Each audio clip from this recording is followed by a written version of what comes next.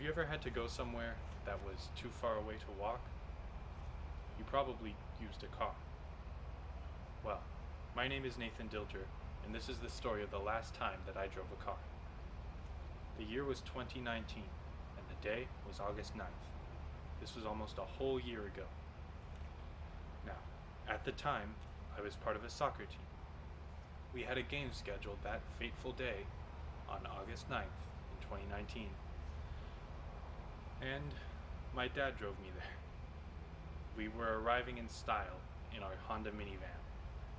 And soon enough, the game was set to begin. I personally played defense in this game, as I normally do. Now, my job as defense was to stop the ball from entering our goal. Pretty simple. And that's just about how the first quarter was. Pretty simple. Me and my fellow defenders blocked every goal.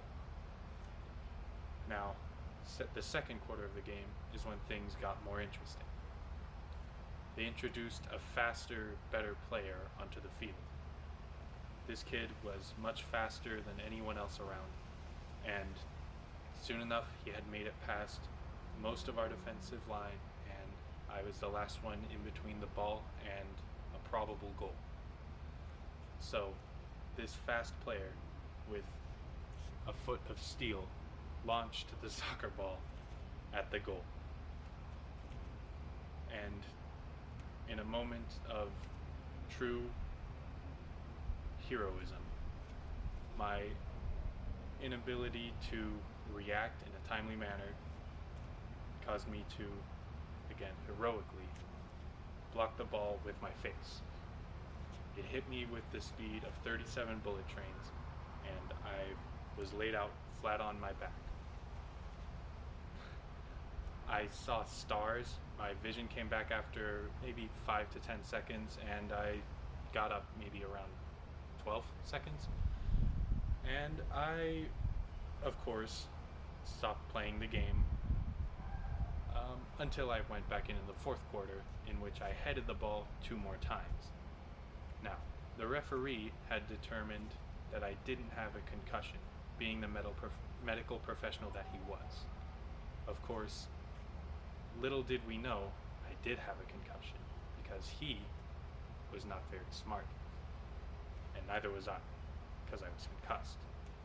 So, after going back in the fourth quarter and heading the ball a couple more times, we called it a day. We won the game. Now, it was pretty nice, pretty glorious. We decided to leave the desolate wasteland that was Apple Valley and came home to the AV. Only this time, I drove home.